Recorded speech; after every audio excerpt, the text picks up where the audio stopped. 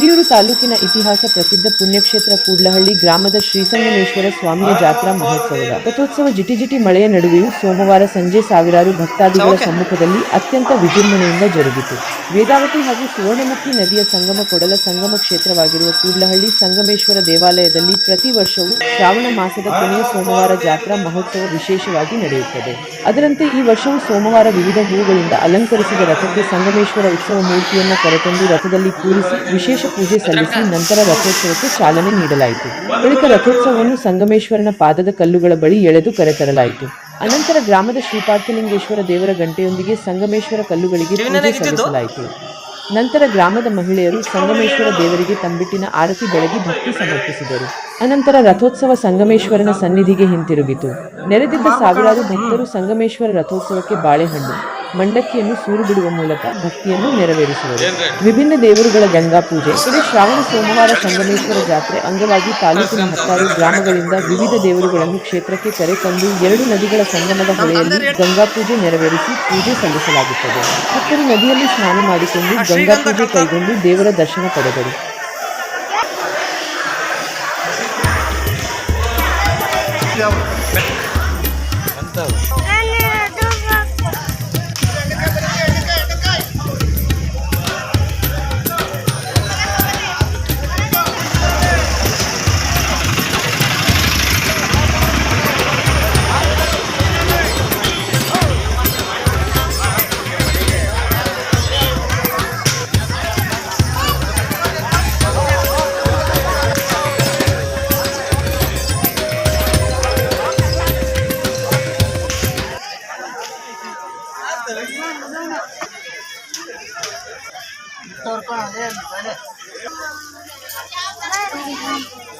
ದೇವಸ್ಥಾನ ಇದು ಶ್ರಾವಣ ಮಾಸದ ಕೊನೆಯ ಸೋಮವಾರ, ಶನಿವಾರದಿಂದ ಸ್ಟಾರ್ಟ್ ಆಗುತ್ತೆ ಜಾತ್ರೆ.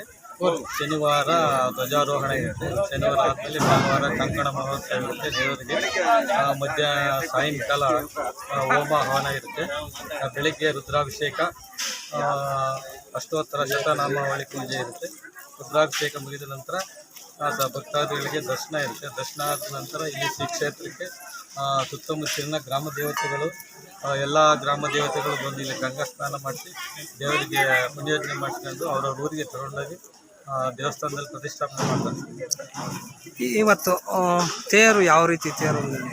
ಇವತ್ತು ದೇವರಿಗೆ ಧ್ವಜಾರೋಹಣ ಮಾಡಿ ಧ್ವಜಗಳಿಂದ ಅಲಂಕರಿಸಿ ಹೂವಿನ ಅಲಂಕಾರದಿಂದ ಉತ್ಸವ ಮೂರ್ತಿ ತಗೊಂಡಾಗಿ ತೇರಿನಲ್ಲಿ ಪ್ರತಿಷ್ಠಾಪನೆ ಮಾಡ್ತಿದ್ದೆ.